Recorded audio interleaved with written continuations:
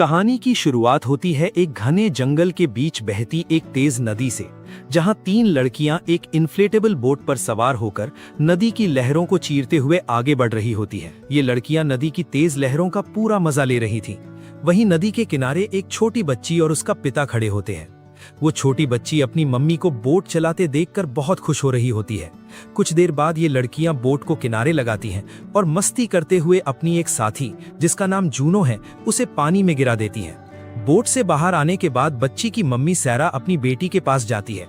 दूसरी तरफ सैरा का पति जूनो को पानी से बाहर निकालता है, लेकिन जूनो और सैरा का पति का आपस में अफेयर चल रहा होता है। सैरा की बेस्ट फ्रेंड बेथ को इस बात का पता था, लेकिन वो सैरा को कुछ नहीं बताती, क्योंकि वो नहीं चाहती थी कि उनकी दोस्ती में कोई दरार आए। इसके बाद सैरा अपनी बेटी और पति के साथ कार में निकल जाती है, क्योंकि उस दिन उसकी बेटी का जन्मदिन था। कार में सैरा अपनी बेटी को विश करती है, लेकिन तभी उसका पति सैरा की तरफ देखने लगता है और उसका ध्यान सड़क से भटक जाता है। उसी वक्त सामने से एक तेज रफ्तार कार आती है और उनकी कार से टकरा जाती है। टक्कर इतनी भयानक थी कि लोहे के सरिये सीधे उनकी कार के अंदर घुस जाते हैं। अगला सीन सीधा सैरा के बेटी के केक काटने पर आता है, लेकिन ये कोई हकीकत नहीं बल्कि सैरा का एक भयानक सपना होता है। सैरा अस्पताल के बेड पर बेहोश लेटी होती है। जैसे ही उसकी आंख खुलती है, वो खुद को अस्पताल में पाकर चौंक जाती है। वो तुरंत अपने हाथ से ग्लूकोज निकाल देती है और अपनी बेटी का नाम चिल्लाते हुए कमरे से बाहर भागती है। तभी उसे अस्पताल में कुछ अजीब महसूस होता है, जैसे कोई काला साया उसका पीछा कर रहा हो। सैरा घबराकर उस साये से बचने के लिए तेजी से भागती है। तभी उसकी दोस्त बेथ उसके सामने आ जाती है। बेथ सैरा को संभालती है और उसे वो कड़वा सच बताती है कि उस एक्सीडेंट में उसकी बेटी और उसका पति दोनों की मौत हो चुकी है। ये सुनकर सैरा पूरी तरह टूट जाती है। दूर खड़ी जूनो भी ये सब सुनकर रो रही होती है और बिना सैरा से मिले वहां से चली जाती है। अब कहानी सीधा 1 साल आगे बढ़ती है। सैरा और बेथ कार से एक सुनसान जंगल के रास्ते जा रही होती हैं। सैरा आज भी उस हादसे को भुला नहीं पाई है। वे दोनों एक डरावने फार्म हाउस पर पहुंचती हैं, जहां पहले से ही एक कार खड़ी होती है। वहीं उन्हें उनकी पुरानी दोस्त जूनो मिलती है। जूनो सैरा से कहती है कि जो हुआ उसे भूल जाओ और आगे बढ़ो। जैसे ही सैरा फार्म हाउस के अंदर जाती है, हाउस के अंदर सैरा की कुछ और पुरानी फ्रेंड्स मिलती हैं। एक है सैम, जो एक मेडिकल स्टूडेंट है और सैरा को हिम्मत देती है। दूसरी है रिबेका, जो एडवेंचर की बहुत बड़ी शौकीन है। तभी वहां एक और लड़की आती है जिसका नाम हॉली है। हॉली एक बेस जंपर है, जिसे ऊंची बिल्डिंग्स और एंटेना से कूदने का शौक है। ये सभी लड़कियां यहाँ सैरा का उस हादसे का दुख भुलाने के लिए इकट्ठा हुई थीं। फार्म हाउस के अंदर माहौल अभी थोड़ा हल्का ही हुआ था कि तभी जूनो सैरा को एक पुरानी फोटो दिखाती है। फोटो देखते ही सब मस्ती करने लगते हैं, लेकिन सैरा की आंखों में वही पुराना दर्द लौट आता है। उसे अपना वो बुरा वक्त याद आ जाता है जब उसने अपनी बेटी और हस्बैंड को खोया था। फार्म हाउस में कुछ पल के लिए सन्नाटा छा जाता है, मगर सैरा नहीं चाहती थी कि उसकी वजह से सबका मूड खराब हो, इसलिए वो खुद को संभालती है और पार्टी दोबारा शुरू हो जाती है। रिबेका और जूनो सबको अपना प्लान बताती हैं। वो कहती हैं कि वो एक ऐसी गुफा केव में जाएंगी जो दुनिया की सबसे बेस्ट गुफाओं में से एक है और जिस पर एक पूरी किताब भी लिखी जा चुकी है।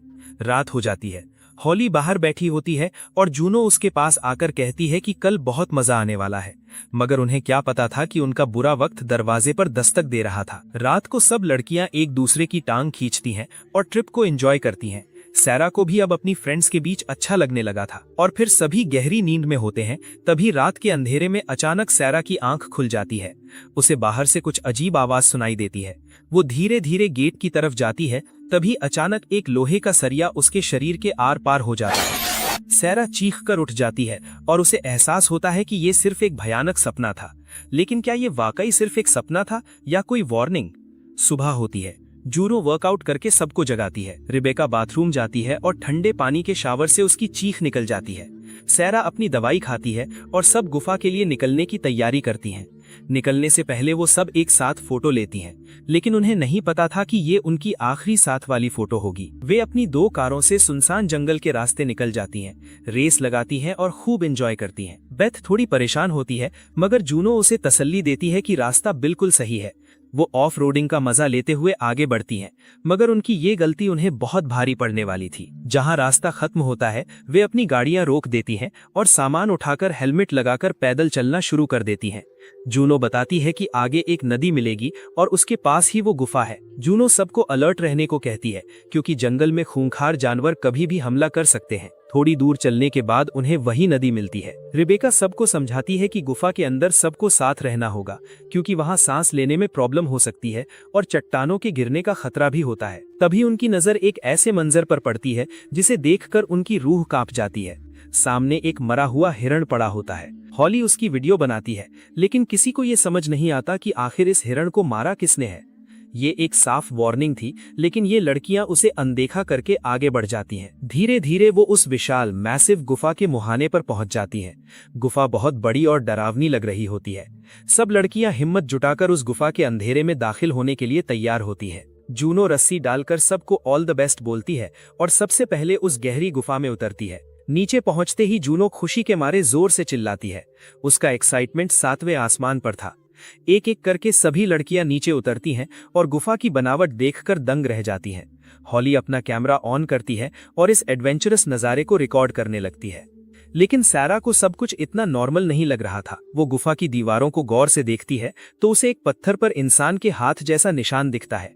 सैरा के दिल में डर बैठ जाता है। वो गुफा के एक कोने में देखती ही होती है कि तभी अचानक उसके ऊपर से सैकड़ों चमगादड़ों का झुंड निकलकर उड़ जाता है। सैरा डर के मारे चीखने लगती है। वो बुरी तरह घबरा जाती है। जूनो उसे संभालती है और समझाती है कि ये सिर्फ चमगादड़ें हैं जो हर गुफा में होती हैं। जूनो को आगे बढ़ने का रास्ता मिल जाता है। अब सभी लड़कियां एक छोटी सी सुरंग के अंदर अपनी हेलमेट टॉर्च जलाकर एक दूसरे के पीछे चलने लगती हैं। जैसे जैसे वो अंदर जा रही होती हैं, अंधेरा और गहरा होता जाता है। तभी जूनो अपने बैग से एक फ्लेयर मशाल निकालकर जला देती है। पूरी गुफा लाल रोशनी से नहाने लगती है। गुफा अंदर से जितनी खूबसूरत थी उतनी ही डरावनी भी। सैरा अभी भी थोड़ा अलग महसूस कर रही थी। वो अकेले इधर उधर देखती है कि तभी उसे एक अजीब सी आवाज सुनाई देती है। डरती हुई सैरा टॉर्च लेकर उस आवाज का पीछा करती है, लेकिन वो सिर्फ पानी की बूंदें टपकने की आवाज होती है। जैसे ही वो पीछे मुड़ती है, अचानक सामने जूनो खड़ी होती है। सैरा डर जाती है मगर खुद को संभाल लेती है। सब मिलकर थोड़ा नाश्ता करते हैं, लेकिन सैरा का मन खाने में नहीं लगता। जूनो उसे दिलासा देती है और कहती है कि वो उसके साथ है, लेकिन सैरा वहां से उठकर सभी से थोड़ी दूर चली जाती है और उसे एक छोटी सी टनल दिखती है जो पत्थरों के बीच से जा रही होती है। सैरा जोर से सबको बुलाती है, रास्ता मिल गया। लेकिन वो रास्ता इतना छोटा था कि उसमें सिर्फ लेट कर ही घुसा जा सकता था। सबसे पहले हॉली उस टनल में दाखिल होती है। सुरंग पानी से भरी और बहुत ही तंग होती है। हॉली किसी तरह दूसरी तरफ पहुंच जाती है और सबको सिग्नल देती है। एक एक करके सभी लड़कियां टनल पार करने लगती हैं और सबसे आखिर में बारी आती है सैरा की। सैरा जैसे ही टनल में घुसने वाली होती है, उसे पीछे अंधेरे से एक अजीबोगरीब आवाज सुनाई देती है। वो उसे अपना वहम समझकर अंदर घुस जाती है, लेकिन यहीं से सैरा की मौत से लड़ाई शुरू हो जाती है। सुरंग इतनी तंग होती है कि सैरा का दम घुटने लगता है। वो बुरी तरह पैनिक करने लगती है, मगर फिर भी हिम्मत करके अपने भारी बैग के साथ आगे बढ़ने की कोशिश करती है। सैरा उस तंग टनल में बुरी तरह फंस चुकी थी। उसका दम घुट रहा था और वो चीख रही थी। सैरा को सांस लेने में इतनी तकलीफ हो रही थी कि लग रहा था उसका दिल अभी धड़कना बंद हो जाएगा। तभी बेथ सैरा की चीख सुनकर डरती हुई वापस टनल में घुस जाती है। बेथ उसे हिम्मत देती है और पूरी ताकत से बाहर खींचने लगती है। तभी पूरी गुफा हिलने लगती है। टनल धंसने वाली थी। बेथ चिल्लाती है, सैरा अपना बैग वहीं छोड़ दो और जल्दी बाहर निकलो, वरना हम दोनों यहीं दफन हो जाएंगे। बेथ पूरी ताकत लगाकर सैरा को बाहर खींच लेती है और जैसे ही सैरा बाहर निकलती है, एक भयानक आवाज के साथ टनल धंस जाती है। एक बहुत बड़ा पत्थर वहीं गिरता है जहां सैरा फंसी हुई थी। गुफा मिट्टी और धूल से भर जाती है और उनका वापस जाने का रास्ता हमेशा के लिए बंद हो जाता है। अब सभी लड़कियां घबरा चुकी थीं। सैम कहती है कि गुफा वाली बुक चेक करनी चाहिए, मगर जूनो बताती है कि वो बुक कार में ही छूट गई है। सब दंग रह जाती हैं, लेकिन असली झटका अभी बाकी था। बेथ कहती है, फिक्र मत करो, रेस्क्यू टीम हमें ढूंढ लेगी क्योंकि हमने परमिशन ली थी। तभी रिबेका रोता हुआ सच बताती है, जिस गुफा का लोकेशन रेस्क्यू टीम को दिया गया है, ये वो गुफा है ही नहीं। सबके होश उड़ जाते हैं। जूनो और रिबेका ने ये बात सबसे छुपाई थी। वो चाहती थीं कि वो इस अनजान गुफा की खोज करे और फेमस हो जाए। सैरा ये सुनकर बुरी तरह डर जाती है। वो अपनी टॉर्च से गुफा के अंधेरे को देखती है, जैसे उसे पहले ही एहसास हो गया हो कि यहाँ कुछ बहुत गलत होने वाला है। अब बाहर निकलने का सिर्फ एक ही रास्ता था, आगे बढ़ना। जूनो आगे से पत्थर हटाती है और रास्ता बनाती है। सैम सबसे आगे चल रही होती है कि तभी जूनो उसे झटके से रोक लेती है। जूनो को खतरे का भयंकर एहसास हो जाता है। वो एक फ्लेयर जलाकर आगे फेंकती है और जो मंजर सामने आता है उसे देखकर सबकी रूह कांप जाती है। आगे एक बेहद गहरा खड्डा था जूनो एक पत्थर नीचे फेंकती है, मगर खड्डा इतना गहरा होता है कि पत्थर गिरने की आवाज तक सुनाई नहीं देती। रिबेका कहती है कि उन्हें छत के सहारे रस्सी से लटककर दूसरी तरफ जाना होगा, मगर रस्सी वाला बैग तो उसी टनल में छूट गया था। रिबेका हार नहीं मानती, वो अपने बचे कुचे टूल्स से चट्टान में हुक क्लिप्स लगाना शुरू करती है। बहुत ज्यादा मेहनत और खतरे के बाद रिबेका छत से लटकती हुई दूसरी तरफ पहुंच जाती है। जूनो एक रस्सी फेंकती है और एक एक करके सभी लड़कियां उस मौत के खड्डे के ऊपर से लटककर दूसरी तरफ पहुंच जाती हैं। सबसे आखिर में जूनो बचती है। वो क्लिप्स को वहीं छोड़ना नहीं चाहती थी, क्योंकि उनके पास टूल्स बहुत कम थे। सैरा उसे मना करती है, मगर जूनो नहीं मानती। वो एक एक करके क्लिप्स निकालते हुए रस्सी के सहारे आगे बढ़ने लगती है। दूसरी तरफ सैम रस्सी को पूरी मजबूती से पकड़े होती है। जूनो चट्टान से हुक निकालने की कोशिश कर रही होती है कि तभी हुक टूट जाता है। रस्सी का झटका इतना जोरदार होता है कि सैम के हाथ से रस्सी छूटने लगती है। जूनो उस गहरे खड़े में गिरने ही वाली होती है कि तभी मसीहा बनकर बेथ रस्सी को दोबारा पकड़ लेती है। जूनो मौत के मुंह से बच जाती है और किसी तरह दूसरी तरफ पहुंच जाती है, मगर रस्सी के जोरदार रगड़ने से सैम का हाथ बुरी तरह जख्मी हो जाता है। हॉली तुरंत उसके हाथ पर पट्टी बांध देती है। तभी जूनो को वहां एक सदियों पुराना हुक मिलता है। ये देखकर सबके होश उड़ जाते हैं। बेथ कहती है, अगर यहाँ पहले कोई आया था तो बाहर निकलने का रास्ता भी जरूर होगा। मगर जूनो एक कड़वा सच बताती है, अगर वो लोग जिंदा बाहर निकलते तो इस गुफा के बारे में दुनिया को पता होता। इसका मतलब जो भी यहाँ आया वो कभी वापस नहीं जा पाया। ये सुनकर सबकी हालत खराब हो जाती है। सब पसीने पसीने हो जाते हैं और डर उनके चेहरों पर साफ झलकने लगता है। सब हिम्मत जुटाकर आगे बढ़ते हैं। बेथ की नजर दीवार पर पड़ती है, जहाँ कुछ अजीब चित्र बने होते हैं। जूनो इसे सिर्फ आर्ट समझती है, लेकिन बेथ कहती है, एक लाइट फ्लेयर जलाओ। जैसे ही रोशनी होती है, सब देखकर सन्न रह जाते हैं। दीवार पर बनी ये आकृतियां दरअसल उसी गुफा का मैप थीं। सबको लगता है जैसे उन्हें नया जीवन मिल गया हो। सबसे आगे हॉली और जूनो चल रही होती हैं। अचानक हॉली को दूर कहीं रोशनी दिखाई देती है। वो पागलों की तरह उस तरफ दौड़ पड़ती है। जूनो उसे रोकते हुए चिल्लाती है, हॉली रुको, वो रोशनी नहीं है। मगर तब तक बहुत देर हो चुकी होती है। हॉली का पैर फिसलता है और वो एक बड़े खड्डे में गिर जाती है। जूनो नीचे झांक कर देखती है, मगर सिर्फ अंधेरा दिखाई देता है। तभी नीचे से हॉली की आवाज आती है, मगर गिरने की वजह से उसके पैर की हड्डी टूटकर चमड़ी से बाहर निकल आई होती है। उसके दर्दनाक चीखों से पूरी गुफा गूंज उठती है। सैम, जो एक मेडिकल स्टूडेंट है, हॉली के पैर को संभालती है। बेहद दर्दनाक तरीके से वो टूटी हुई हड्डी को वापस अंदर डालती है ताकि ज्यादा खून न बहे। हॉली की चीखों से माहौल और भी डरावना हो जाता है। उधर सारा को फिर से कुछ अजीब महसूस होता है।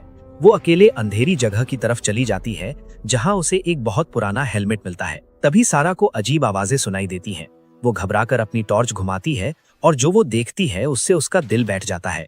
उसके सामने सफेद रंग का एक अजीब नरभक्षी जीव खड़ा था, लेकिन जैसे ही जूनो वहां पहुंचती है, वो जीव बिजली की रफ्तार से गायब हो जाता है। सारा चिल्लाती है, मैंने वहां किसी को देखा, मगर जूनो उसे वहम बताकर चुप करा देती है। सारा वापस बाकी लड़कियों के पास आती है और बताती है कि यहाँ कोई खतरनाक चीज है, लेकिन कोई भी उस पर यकीन नहीं करता। सबको लगता है कि सारा अपने पति और बेटी की मौत के सदमे की वजह से धीरे धीरे पागल हो रही है, और सभी लड़कियां सारा की बातों को इग्नोर करके आगे बढ़ती हैं। जैसे जैसे वे गुफा की गहराइयों में जाती हैं, उन्हें हर तरफ से गिरता हुआ पानी मिलता है। बेचारी हॉली, जिसका पैर टूट चुका था, वो दर्द में करहा रही थी, लेकिन बाकी लड़कियां उसे सहारा देकर आगे बढ़ रही थीं। कुछ देर चलने के बाद रास्ता एक बड़े पत्थर के ऊपर से निकलता है। एक एक करके सभी उस पत्थर पर चढ़ती हैं, लेकिन ऊपर पहुंचते ही उनकी सांसें अटक जाती हैं। वहां रास्ते में सैकड़ों इंसानों और जानवरों की हड्डियों का ढेर पड़ा था। सैम अपने कैमरे का नाइट विजन ऑन करती है तो उसे अंधेरे में वो भयानक मंजर दिखता है, जिसे देखकर सबकी रूह कांप जाती है। जूनो अब टूट चुकी थी। वो कहती है कि अब उसे भी इस गुफा से निकलने का रास्ता नहीं मालूम। सभी लड़कियां घबराकर मदद के लिए चिल्लाने लगती हैं, लेकिन उन्हें नहीं पता था कि उनकी यही आवाज मौत को दावत देगी। तभी अचानक वही अजीबोगरीब सफेद जीव उनके पीछे आ जाता है। सारा चिल्लाती है, मैंने पहले ही कहा था, लेकिन तुमने यकीन नहीं किया था। जूनो तुरंत एक लाइट फ्लेयर जलाती है और सबको भागने के लिए बोलती है, लेकिन हर तरफ से दरिंदों के गुर्राने की आवाजें आने लगती हैं। रिबेका और बेथ हॉली को पकड़कर भागती हैं। जूनो लाइट फ्लेयर को बंद कर देती है ताकि वो दरिंदे उन्हें देख न सके, लेकिन तभी वो दरिंदा हॉली पर हमला कर देता है। एक ही सेकंड में वो हॉली को मौत के घाट उतार देता है। बाकी लड़कियां डर के मारे भाग जाती हैं, लेकिन जूनो वहीं रुकती है। उसे लगता है हॉली जिंदा है। वो उसे खींचती है, मगर वो दरिंदा हॉली को अपना निवाला बनाने के लिए दूसरी तरफ खींच रहा था। उसी भगदड़ में बेथ का पैर फिसल जाता है और वो कीचड़ में गिर जाती है। जूनो की चीख सुनकर बेथ अकेले उसकी मदद के लिए वापस जाने का फैसला करती है। उधर जूनो उस दरिंदे से भिड़ जाती है और अपने नुकीले आइस एक्स से उस पर ताबड़तोड़ हमला करके उसे मौत के घाट उतार देती है।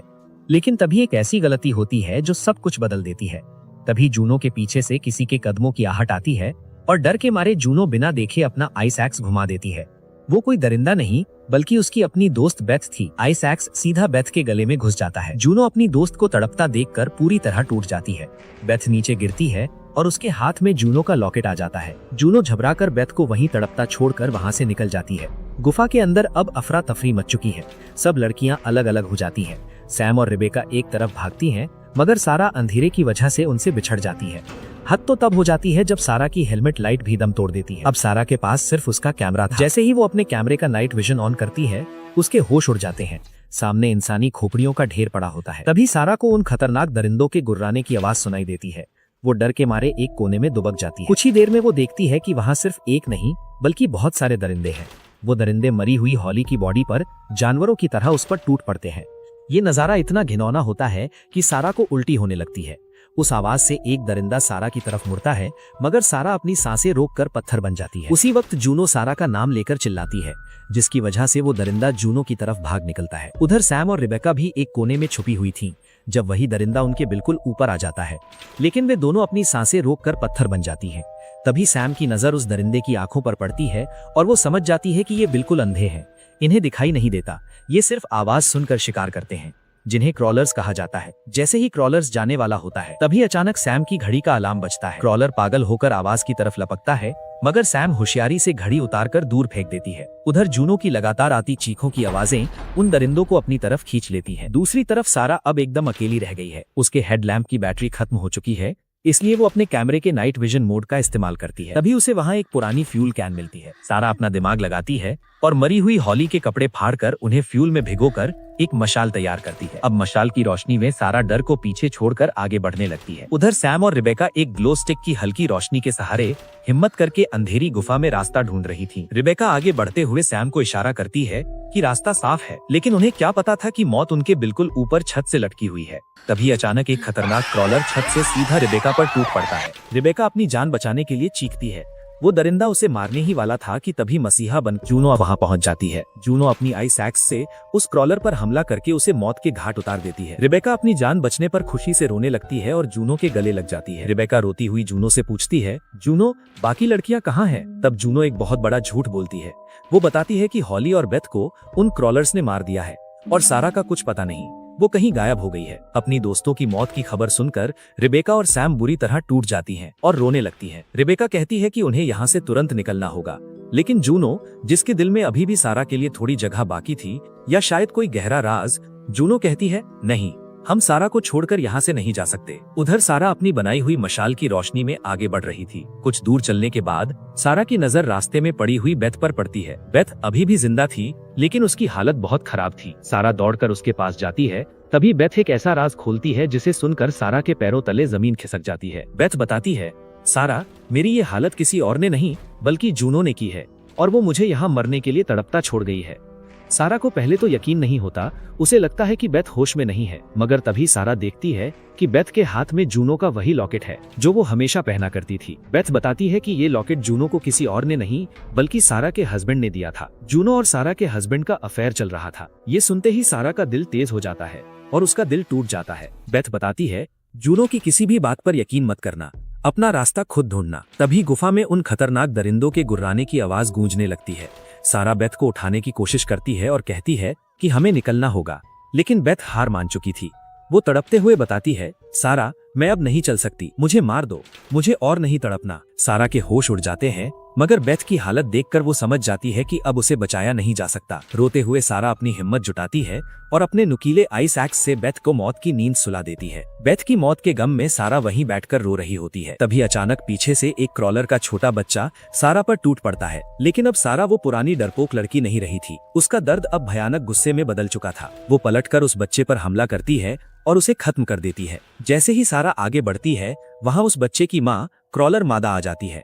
अपने बच्चे को मरा हुआ देखकर वो पागल हो जाती है और सारा की तरफ तेजी से बढ़ती है। सारा जान बचाने के लिए भागती है और एक कीचड़ से भरे खड्डे में गिर जाती है। जैसे ही वो बाहर निकलने की कोशिश करती है, क्रॉलर मादा उसे पकड़ लेती है, मगर सारा उस दरिंदे को भी मार गिराती है और किसी तरह खड्डे से बाहर निकलकर वहीं गिर जाती है। तभी एक खतरनाक क्रॉलर उसके पास आता है, लेकिन सारा वहाँ एक जिंदा लाश की तरह पड़ी रहती है, ताकि वो दरिंदा उसे पहचान ना पाए। क्रॉलर वहां से दूर जाने लगता है, लेकिन अचानक उसे सारा की भयानक मौजूदगी का एहसास हो जाता है। इससे पहले कि वो हमला करता, सारा गुस्से में पागल होकर उस पर टूट पड़ती है और उसे मौत के घाट उतार देती है। सारा अपनी मशाल उठाती है और गुस्से में एक ऐसी चीख मारती है कि पूरी गुफा कांप जाती है। सारा की चीख सुनकर दूर रिबेका कहती है कि शायद सारा को भी क्रॉलर्स ने मार दिया है और अब उन्हें जल्दी भागना होगा। सैम और रिबेका डर के मारे भागने लगती हैं, लेकिन जूनो को यकीन था कि सारा जिंदा है। जूनो वहीं रुककर सारा को आवाज लगाती है, मगर सारा की जगह वहां सैकड़ों क्रॉलर्स आ जाते हैं। जूनो डरकर सैम और रिबेका के पीछे भागती है। सैम सबसे आगे थी। रास्ते में एक बहुत बड़ा और गहरा खड्डा आता है। सैम चट्टान में हुक लगाती है और रस्सी के सहारे दूसरी तरफ जाने की कोशिश करती है। जूनो उसे रोकती है। सैम, तुम्हारे पास रस्सी कम है, वापस आ जाओ। मगर सैम जिद करती है और रस्सी से लटक कर आगे बढ़ती है। तभी सैम की नजर ऊपर जाती है और उसकी सांसें रुक जाती हैं। चट्टान से लटका एक क्रॉलर सीधा उसके ऊपर था। क्रॉलर एक ही झटके में सैम का गला काट देता है। सैम मरते मरते दरिंदे को चाकू मारती है और वो क्रॉलर नीचे गिर जाता है, लेकिन सैम भी वहीं लटकी दम तोड़ देती है। सैम की मौत देखकर जूनो और रिबेका बुरी तरह टूट जाती हैं, मगर दुख मनाने का वक्त नहीं था। अचानक बहुत सारे क्रॉलर्स रिबेका को पकड़कर घसीट ले जाते हैं और उसे भी मार डालते हैं। जूनो अकेली रह जाती है और अपनी जान बचाने के लिए उसी गहरे खड्डे में कूद जाती है जो पानी से भरा था। वहाँ पानी के अंदर वही क्रॉलर था जिसे सैम ने चाकू मारा था। वो अभी मरा नहीं था, वो पानी के अंदर ही जूनो पर टूट पड़ता है। जूनो मौत से लड़ते हुए जैसे तैसे उसे मारती है और पानी से बाहर आती है। अब सिर्फ जूनो और सारा ही बची थीं, लेकिन जूनो को नहीं पता था कि सारा अभी भी जिंदा है। जूनो पानी से भरे गड्ढे से बाहर निकलने के लिए धीरे धीरे आइस एक्स के सहारे दीवार में छेद करती हुई ऊपर चढ़ने लगती है। जैसे ही वो ऊपर पहुंचने वाली होती है, तभी जूनो का संतुलन बिगड़ जाता है और जैसे ही वो नीचे गिरने वाली होती है, तभी सारा उसका हाथ पकड़ लेती है। सारा और जूनो अब एक दूसरे के सामने थी। सारा की आंखों में अब दोस्ती नहीं बल्कि नफरत की आग थी। सारा पूछती है, सैम और रेबेका कहाँ हैं? जूनो बताती है कि वो दोनों मर चुकी हैं, लेकिन जब सारा ने बेथ के बारे में पूछा तो जूनो घबरा गई और झूठ बोलते हुए कहती है, बेथ को मेरे सामने क्रॉलर्स ने मार दिया था। ये सुनते ही सारा के अंदर नफरत का उबाल आ जाता है, क्योंकि वो बेथ से मिल चुकी थी और उसे पूरी सच्चाई पता चल चुकी थी। लेकिन सारा अपना गुस्सा दबा कर रखती है और जूनो से कहती है, चलो हमें निकलना होगा। सारा के हाथ में मशाल थी और जूनो ने हैंड फ्लेयर जला लिया था। दोनों आगे बढ़ती हैं तो उन्हें दूर से बाहर की रोशनी दिखती है, लेकिन रास्ता इतना आसान नहीं था। उनके सामने एक दो नहीं बल्कि क्रॉलर्स की पूरी फौज खड़ी थी। आवाज सुनते ही सारे दरिंदे उन पर टूट पड़ते हैं, लेकिन आज सारा और जूनो मौत को मात देने के लिए तैयार थीं। दोनों मिलकर एक एक करके क्रॉलर को बेरहमी से मार गिराती हैं और लाशों का ढेर लगा देती हैं। लड़ाई खत्म होते ही असली तमाशा शुरू होता है। सारा अचानक अपना नुकीला आइस एक्स उठाती है और जूनो के सामने मौत बनकर खड़ी हो जाती है। जूनो हैरान थी, तभी सारा वही लॉकेट निकाल कर दिखाती है। जूनो का मुंह उतर जाता है। वो समझ जाती है कि बेथ ने सारा को सब बता दिया है। वो धोखा और सारा के हस्बैंड के साथ जूनो का अफेयर। जूनो के मुंह से एक लफ्ज तक नहीं निकलता। तभी दूर से और क्रॉलर्स के आने की आवाजें सुनाई देने लगती हैं। जूनो भागने की कोशिश करती है, लेकिन सारा एक पल की भी देरी नहीं करती और अपना नुकीला आइस एक्स सीधा जूनो के पैर में दे मारती है। जूनो का पैर टूट जाता है ताकि वो भाग न सके। सारा अपनी मशाल उठाती है और जूनो को उन दरिंदों के बीच तड़पता छोड़कर वहां से भाग निकलती है। पीछे से जूनो की दिल दहला देने वाली चीखें आती हैं, जिसका मतलब था कि अब जूनो का भी खेल खत्म हो चुका था। सारा पागलों की तरह अंधेरी गुफाओं में भागती है और कुछ दूर चलने के बाद उसे वही रोशनी दिखती है जिसका वो इंतजार कर रही थी। वो खुशी से पागल होकर उस तरफ भागती है। रास्ते में इंसानी हड्डियों का ढेर पड़ा था, मगर सारा उनके ऊपर से गुजरती हुई आखिरकार उस मौत की गुफा से बाहर निकल आती है। खुली हवा और सूरज की गर्मी महसूस करते ही सारा सुकून की एक लंबी सांस लेती है। उसे यकीन नहीं हो रहा था कि वो जिंदा है। वो खुशी के मारे जंगल के रास्ते चिल्लाते हुए अपनी कार तक पहुंचती है। बिना वक्त गवाए वो जल्दी से कार के अंदर बैठती है और इंजन स्टार्ट करती है। सारा गाड़ी को इतनी तेजी से भगाती है जैसे वो उस खौफनाक गुफा और अपनी यादों से हमेशा के लिए दूर निकल जाना चाहती हो। कुछ दूर चलने के बाद जब वो गुफा से काफी दूर मेन रोड पर पहुंचती है तो वो अपनी कार को रोड के साइड में रोक देती है। सारा का पूरा जिस्म कांप रहा होता है। यही इस डर और धोखे से भरी मूवी का अंत होता है।